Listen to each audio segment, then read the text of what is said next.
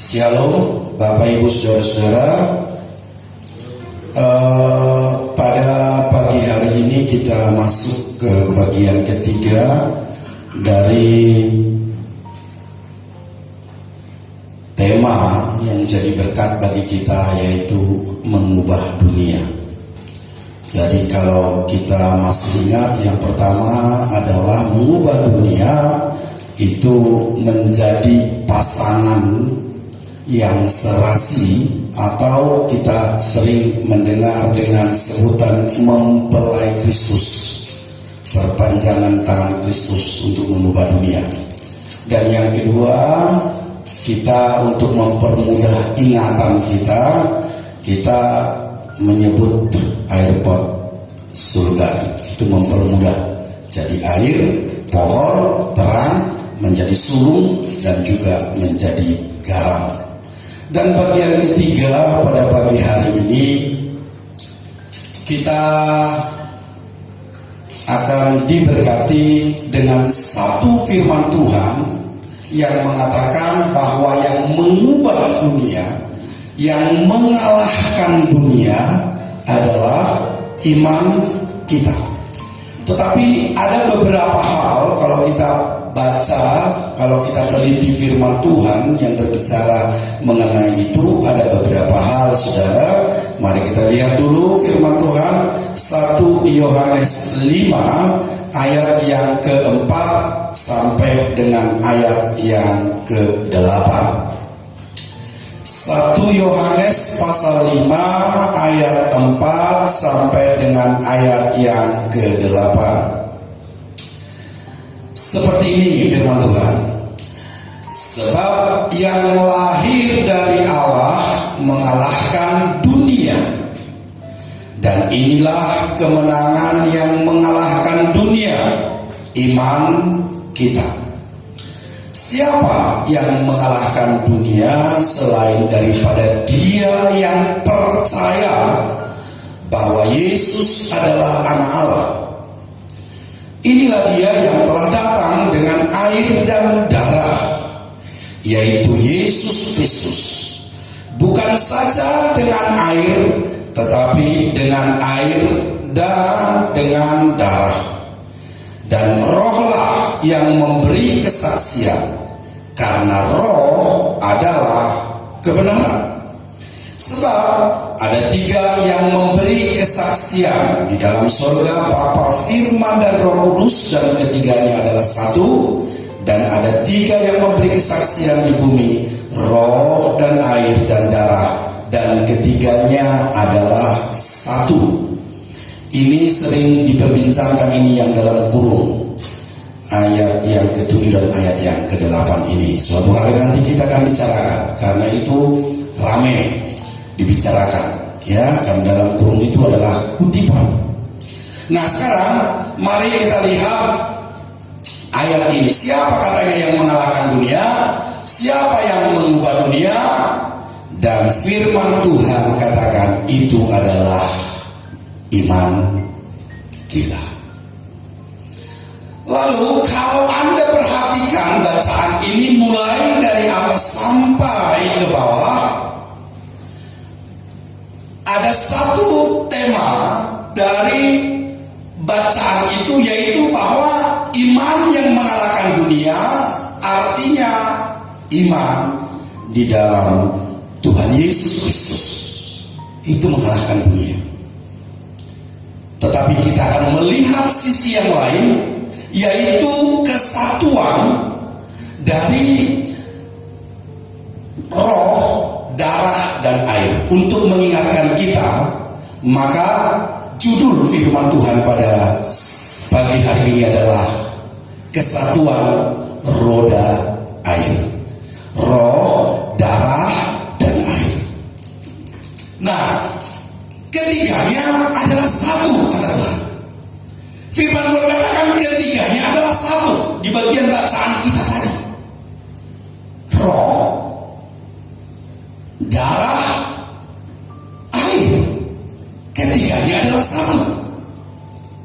Saya mulai memikirkan, saya mulai berdoa, ini bagaimana 3 hal ini menjadi satu.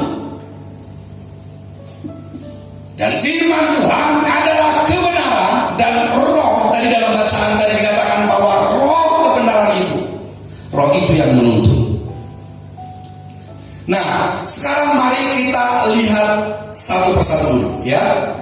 Kalau kita lihat dari bacaan ini, dari firman Tuhan ini, sesungguhnya mau dikatakan begini, roh, lalu darah, roda, roh, darah dan air, roda air, roh, darah dan air, roh, jiwa dan tubuh. Kalau Anda perhatikan, ingat masa sekolah, di sekolahan diajarkan bahwa tubuh kita ini, massa atau berat dalam tubuh kita ini kalau dipisah-pisah maka air mengandung 70% di sini, di tubuh ini. Minggu yang lalu kita melihat atau kita mendengar air kehidupan lewat kitab Yehezkiel pasal yang ke-47, air kehidupan. Sekarang air yang dimaksudkan di sini adalah tubuh, roh, jiwa. Kita sudah sering dengar bahwa darah itu adalah jiwa, roh, jiwa, dan tubuh. Nah, terjadi kesatuan di antara tiga ini, ada kolaborasi di antara tiga ini, itulah yang memunculkan iman. Sekali lagi, kolaborasi atau persatuan yang indah di antara tiganya, roh, jiwa, dan tubuh, itu akan membentuk satu kesatuan.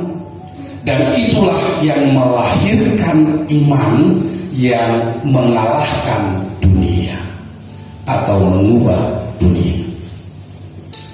Mari kita coba lihat satu persatu. Roh. Kita sudah melihat, mendengar, dan mungkin kita hafal dalam Galatia pasal 5. Hiduplah oleh roh. Coba baca. Mulai ayat 22 saja. 22 sampai 25 itu, ya. Galatia 5 ayat 22 sampai ayat 25. Tetapi buah roh ialah kasih, sukacita, damai sejahtera, kesabaran, kemurahan, kebaikan, kesetiaan, kelemah lembutan, penguasaan diri. Tidak ada hukum yang menentang hal itu. Barang siapa menjadi milik Kristus Yesus, ia telah menyalibkan daging dengan segala hawa nafsu dan keinginannya. Jikalau kita hidup oleh roh, baiklah hidup kita juga dipimpin oleh roh. Ya, jadi dalam bacaan tadi dikatakan bahwa ada keinginan roh, dipimpin oleh roh, hidup oleh roh. Tiga-tiganya itu ada di sini dalam bacaan itu. Mulai dari ayat yang ke-22 sampai ayat 25. Hidup yang dipimpin oleh roh. Lalu dikatakan juga hidup oleh roh, keinginan roh. Tadi sudah dikatakan kasih, sukacita, dan sebagainya, dan seterusnya. Semua aktivitas kita dilakukan dalam roh. Itu dulu yang pertama. Lalu mari kita lihat bagian yang kedua, darah, roda darah. Saudara-saudara, untuk lebih memahami, buka dulu Ibrani 9 ayat yang ke-22 saja. Ibrani pasal 9 ayat 22.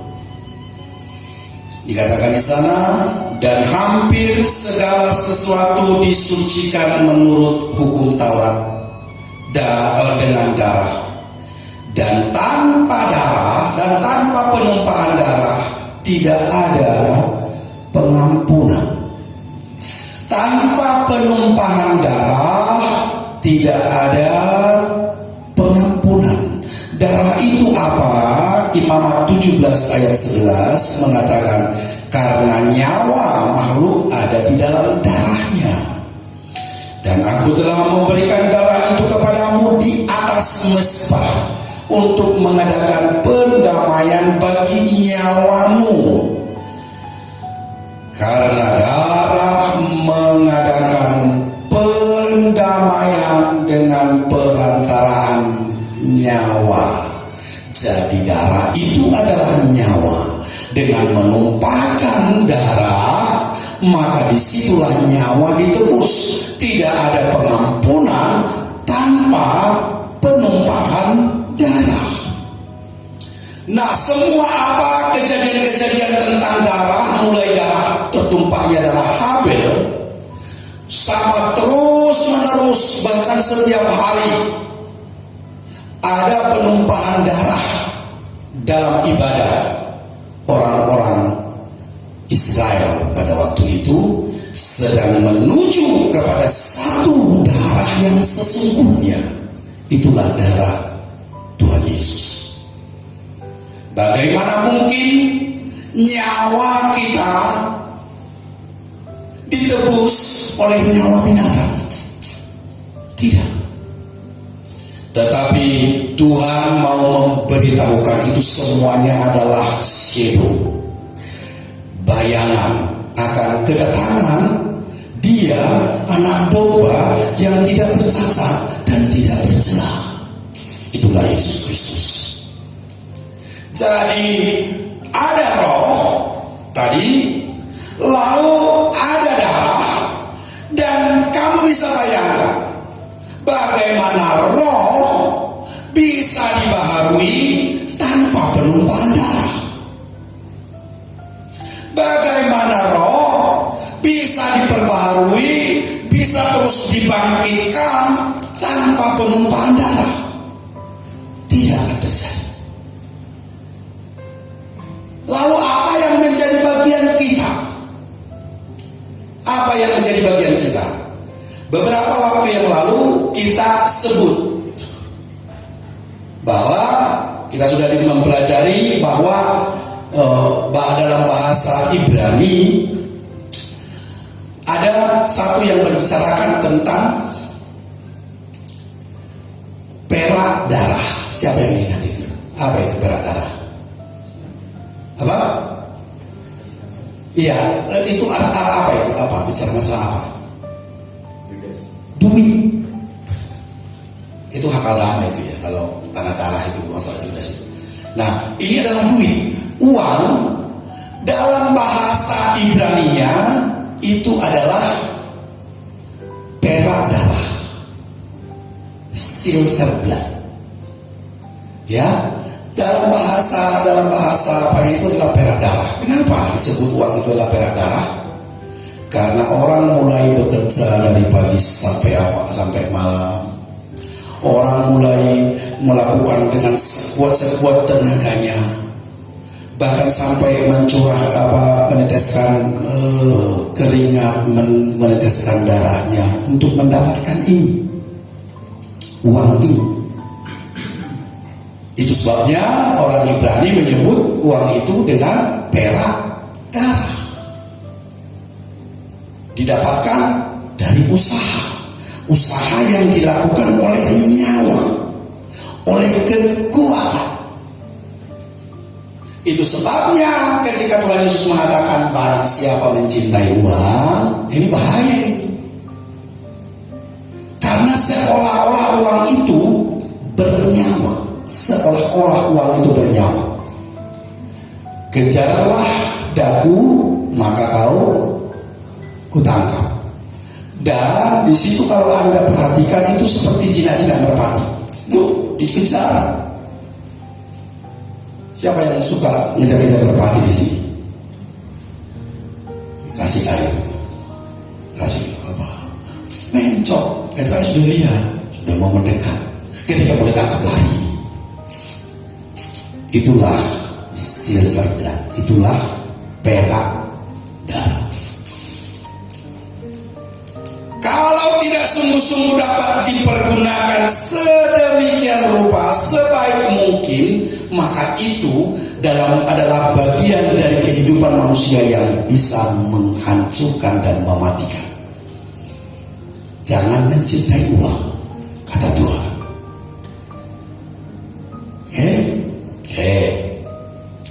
Artinya berbicara tentang darah ini adalah sesuatu bagian dari kehidupan yang tidak terpisahkan, dan itu menjadi satu dengan roh. Jadi hiduplah oleh roh tidak mungkin bisa tercapai ketika tidak ada dukungan dari darah.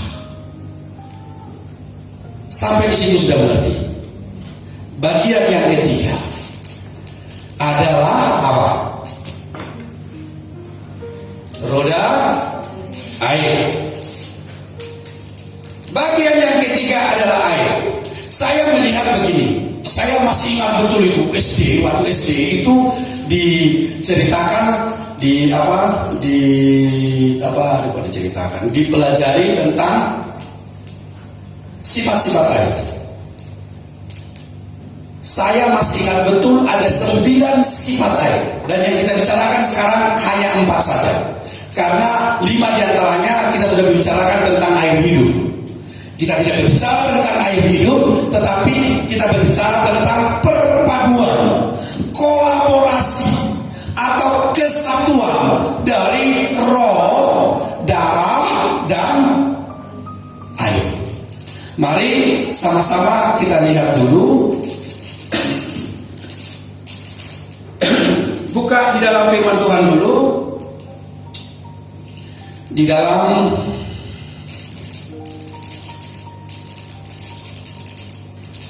Yohanes 3 ayat yang ke-5. Jawab Yesus, "Aku berkata kepadamu, sesungguhnya jika seorang tidak dilahirkan dari air dan roh, ia tidak dapat masuk ke dalam kerajaan Allah." Salah satu menjadi sifat air. Masih ingat betul waktu SD, kalau tidak salah itu SD kelas 3. Kelas 3 atau kelas 4. Sifat air yang pertama adalah dapat berubah wujud. Dia punya molekul yang sangat istimewa, berbeda dengan benda-benda lain. Dapat berubah wujud. Coba ambil satu gelas atau aqua itu, tuang,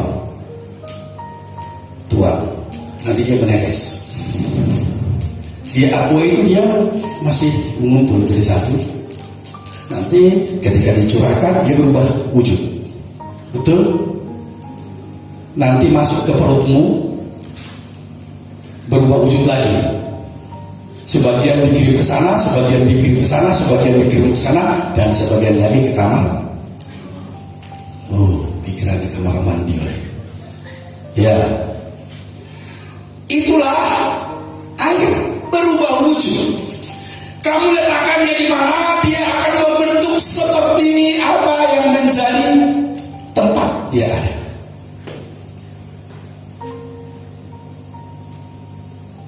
Dunia ini semuanya berubah.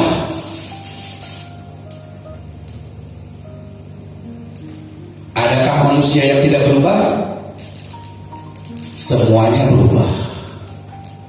Tetapi perubahan dari dunia ini itu sangat berbeda dengan perubahan yang dibicarakan di sini, wujud yang dibicarakan di sini. Perubahan dunia ini, perubahan manusia, itu saya sebut dengan polesan. Manusianya tetap seperti itu, hanya dipoles oleh budaya. Dulu waktu 10 tahun yang lalu, wah, sering-sering masih duduk depan rumah, lalu ngambil kutu, cari kutu ibu-ibu. Tapi sekarang sudah nggak ada cari kutu sekarang. Kutunya sudah sirna,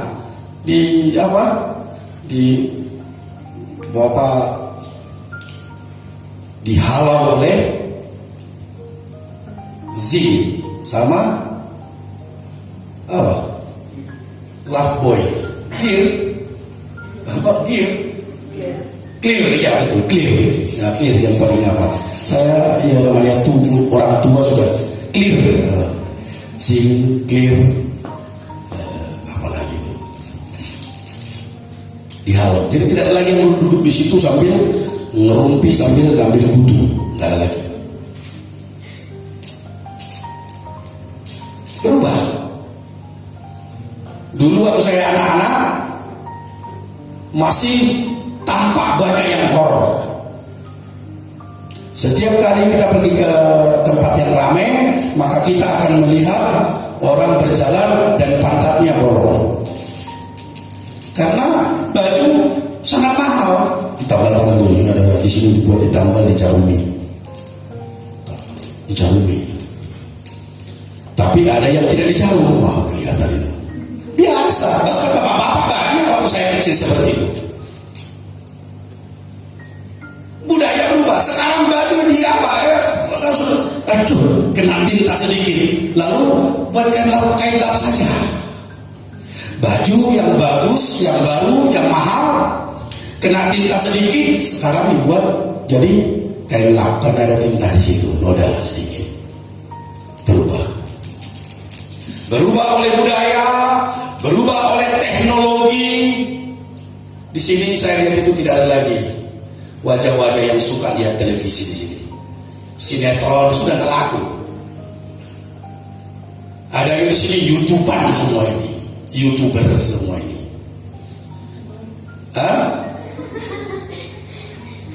Iya. Berubah. Teknologi berubah. Manusia jadi berubah. Cara ngomong pun berubah. Kalau dulu kita tahun 88 saya masih mendengar banyak itu bahasa-bahasa apa itu Injil kromo ya kromo Injil.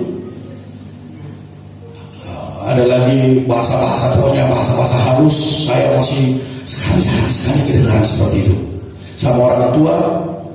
Kayak Nedi, sama orang tua itu.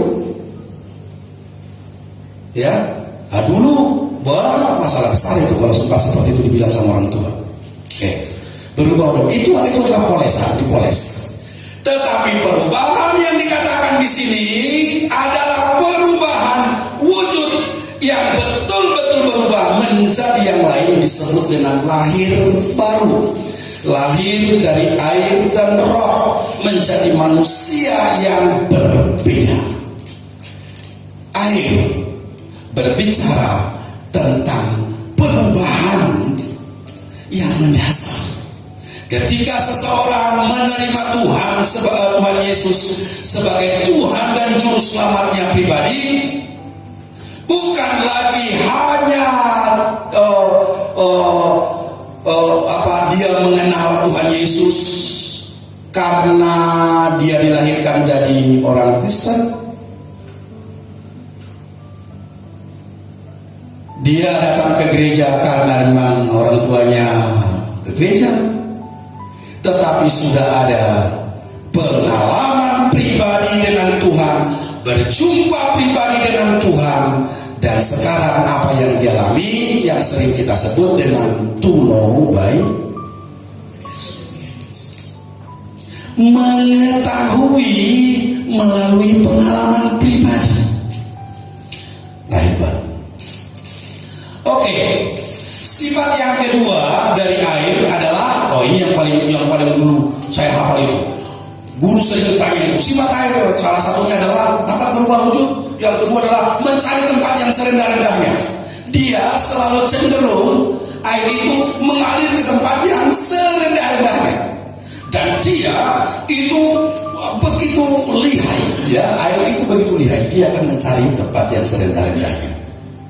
Nah, firman Tuhan mau mengatakan, kalau hidup kita tidak cenderung untuk merendahkan diri, ada sesuatu masalah dalam hidup kita. Dan kita tidak akan bisa mengubah dunia. Merendahkan diri itu akan mengubah dunia. Mari sama-sama kita lihat dulu ayat firman Tuhan di dalam Filipi pasal yang kedua ayat 5 sampai dengan ayat yang ke-8. Hendaklah kamu dalam hidupmu bersama menaruh pikiran dan perasaan yang terdapat juga dalam Kristus Yesus, yang walaupun dalam rupa Allah tidak menganggap kesetaraan dengan Allah itu sebagai milik yang harus dipertahankan, melainkan telah mengosongkan dirinya sendiri dan mengambil rupa seorang hamba dan menjadi sama dengan manusia. Dalam keadaan sebagai manusia, ia telah merendahkan dirinya dan taat sampai mati, bahkan sampai mati di kayu salib. Untuk diproses menjadi seperti air yang mencari tempat yang lebih rendah, mengalir ke tempat yang lebih rendah. Untuk bisa seperti itu, tubuh kita, kebiasaan kita, keadaan kita, untuk bisa seperti itu, saya mempelajari begitu luar biasa pemprosesannya. Bahkan seperti yang saya bilang kemarin, Nabi Elia memilih mati saja. Daud memilih mati saja. Ayub memilih mati saja. Dan hampir semua tokoh-tokoh dalam Alkitab, kalau kita pelajari dari kehidupan mereka, hampir semua dibawa Tuhan ke titik ini. Seolah-olah tidak ada pengharapan, tidak ada yang bisa membantu, seolah-olah semua di depan itu selamur rasanya, seolah-olah tidak ada yang tidak membangkitkan. Dan itu down, artinya seolah-olah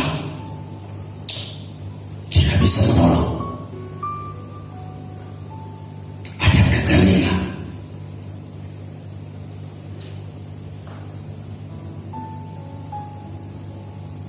Pada saat itu kita harus menyadari bahwa Tuhan sedang merenda kehidupan kita. Beberapa orang saat itu akhirnya mengambil jalan pintas meninggalkan Tuhan. Belum mencapai titik yang diinginkan Tuhan, dia sudah tidak mampu. Seandainya Tuhan melihat ada kapasitas dalam diri seseorang itu untuk dirubahkan sesuai dengan rencana Tuhan itu, maka orang-orang itulah orang-orang yang terpilih, merendahkan diri. Amin. Nah, bagian yang ketiga, supaya cepat ya, karena ini kita terus berburu waktu. Bagian ketiga dari sifat air, ada satu bagian dari sifat air yang itu adalah dia itu meresap bahkan di lubang terkecil sekalipun. Kamu bawa air dalam aqua, lalu kamu hitung, ini lubang ini, wah ini aqua ini lebih besar dari lubang ini, nggak mungkin masuk, nggak mungkin, air ini nggak mungkin masuk ke dalam. Ini lubangnya aja lebih kecil daripada lubang aqua ini, bagaimana bisa masuk? Cek, buka, tutupnya, tuangkan. Bahkan sekecil apapun air itu akan masuk. Jadi dia sifat ketiga daripada air itu adalah meresap melalui celah-celah.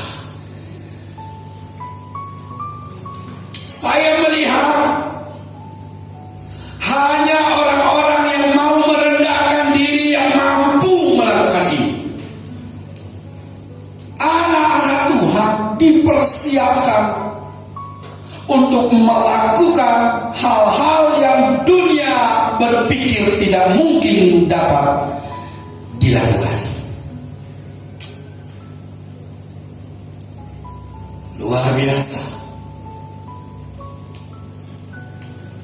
Firman Tuhan menjelaskan, saudara.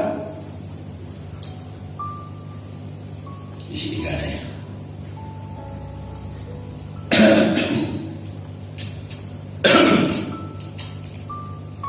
Matius pasal 5. Saya akan cek dulu. Matius pasal yang ke-5.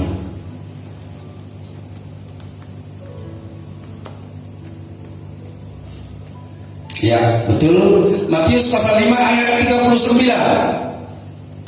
Tetapi aku berkata kepadamu, janganlah kamu melawan orang yang berbuat jahat kepadamu, melainkan siapapun yang menampar pipi kananmu, berilah juga kepadanya pipi kirimu. Sampai detik ini, semua agama tidak akan masuk akalnya dengan kata-kata ini. Tampar pipi kiri, berikan pipi kanan. Ini adalah tindakan kebodohan. Dan saya pernah mendengar ada orang yang ceramah, orang Kristen goblok. Tampar pipi kiri, berikan pipi kanan, ya remah.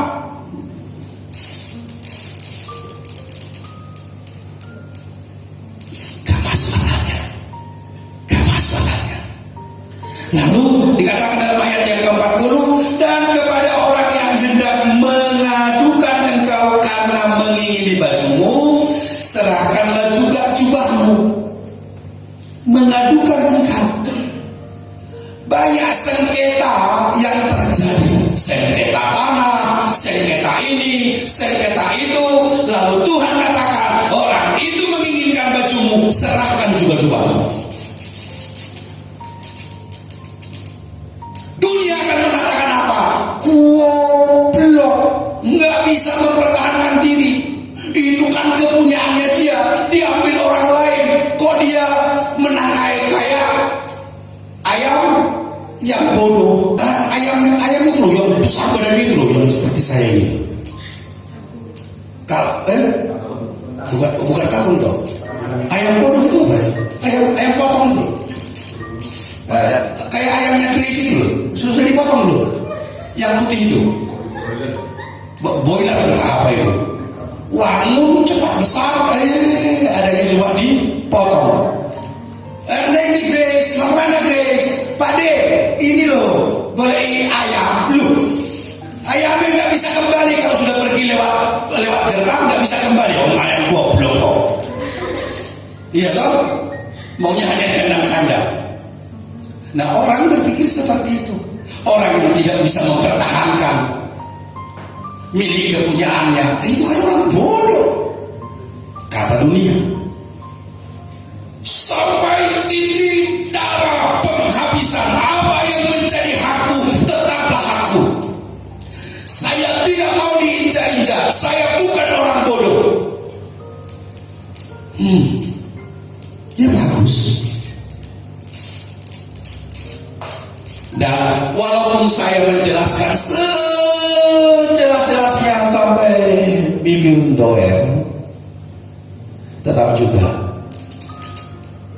orang yang mendengarkan apa yang saya katakan ini tetap juga tidak masuk di akalnya. Tidak bisa.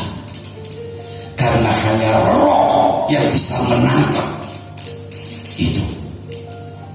Tetap juga dia harus mempertahankan dengan titik darah penghabisan. Apa yang menjadi hakku tetaplah hakku. Sedikit saja dirugikan, apalagi dari misalnya seperti tanah warisan sekian senti dirugikan, bertaruh nyawa pun jadi bawa curi. Dan orang lain membenarkan ini, hukum juga membenarkan ini.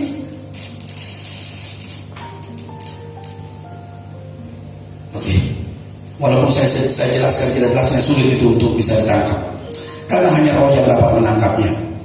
Ayat yang ke-41, dan siapapun yang memaksa engkau berjalan sejauh 1 mil, berjalanlah bersama dia sejauh 2 mil. Karena sini ada kata memaksa loh. Memaksa. Jadi berarti kan bukan keinginanmu untuk berjalan bersama-sama. Iya toh? Bukan keinginan. Nah, kalau berjalan dengan pacar bersama-sama, sudah berjalan 1 mil, kok cepat banget sampai ya, maunya 2 mil. Nah, ayat yang ke-42, berilah kepada orang yang meminta kepadamu, janganlah menolak orang yang mau meminjam daripadamu. Oke. Ini adalah sesuatu yang tidak bisa dilakukan oleh manusia biasa. Tidak bisa. Hanya orang yang mampu, hanya orang yang ada kesatuan antara roh dan darah, yang berkolaborasi membentuk kesatuan dan terus mengalami pembaharuan, mampu mengatakan seperti ini. Kalau hanya dipoles-poles saja, manusia itu berubah. Dulunya kasar, sekarang lembut. Tetapi dilihat di dalam kedalaman hatinya, tetap juga hati yang membatu itu di sana, cuma dipoles. Oke? Bisa mengerti? Ya, langsung ke 4 saja. Kenapa ya kok kelihatannya kok apa ya? Kurang semangat. Nah, bagian yang keempat dikatakan air punya sifat kapilaritas. Nah, ini saya sulit sekali meyakini kapilaritas apa ya? Dulu apa ya? Kapilaritas. Karena semakin tua kan sel-sel itu, ingatan itu ada yang terputus itu, yang kecil-kecil itu. Jadi apa dulu ya? Ngiler. Setelah saya cari, kapilaritas. Tahu artinya kapilaritas? Itu melawan gaya gravitasi. Air satu-satunya adalah, atau benda cair satu-satunya adalah melawan gaya gravitasi. Kok bisa? Ada yang bisa menolong saya? Contohnya? Pelangi. Iya, kain baju. Ada ambil air, ya, ambil air itu di dalam Di dalam ember, masukkan air. Coba masukkan ujungnya air itu. Kira-kira apa? Masukkan. Nanti air itu bagaimana? Air itu naik. Atau supaya lebih tahu itu kapilaritas itu, sumbu kompor, sumbu lampu, minyaknya di mana? Di bawah. Kamu masukkan sumbu, lalu tunggu sebentar. Nanti dihidupkan sumbunya itu terbakar nggak sumbunya? Terbakar. Hangus nggak? Tidak. Karena dia menyerap dari bawah. Karena ada sifat dari benda cair itu, termasuk air juga sama, itu naik ke atas melawan gravitasi bumi.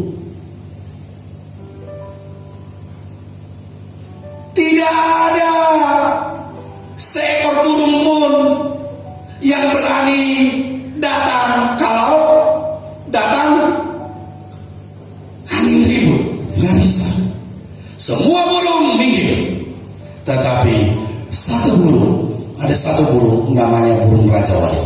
Ketika dia melihat angin badai datang, dia sangat senang, dia datang ke sana karena dia akan dibawa naik tanpa harus capek dengan terbangnya naik. Dan tidak ada seekor burung pun yang membuat sarangnya di tempat yang tinggi, di atas bukit batu yang tinggi. Tidak ada. Untuk kita bisa mengatasi hal-hal yang umum di dunia, hanya satu caranya, menjadi air. Dan air ini nanti akan dibentuk oleh apa? Kolaborasi atau kesatuan antara apa? Antara roda air, roh, darah dan air itu bersinergi membentuk kesatuan, dan itulah nanti yang mengubahkan. Itulah yang mengubah dan mengalahkan dunia. Ada beberapa hal yang ingin saya sampaikan, tetapi waktu kita sangat terbatas. Tuhan memberi penjelasan lebih dalam kehidupan kita. Kiranya kita menjadi orang yang dipersiapkan oleh Tuhan untuk mengalahkan atau mengubah dunia. Mari kita berdoa. Tuhan, tidak ada jalan lain, tidak ada jalan lain, hanya satu caranya, yaitu ada kesatuan roh, darah, dan air. Kesatuan itu yang akan membentuk hidup kami, sehingga kami bisa mengubah dunia.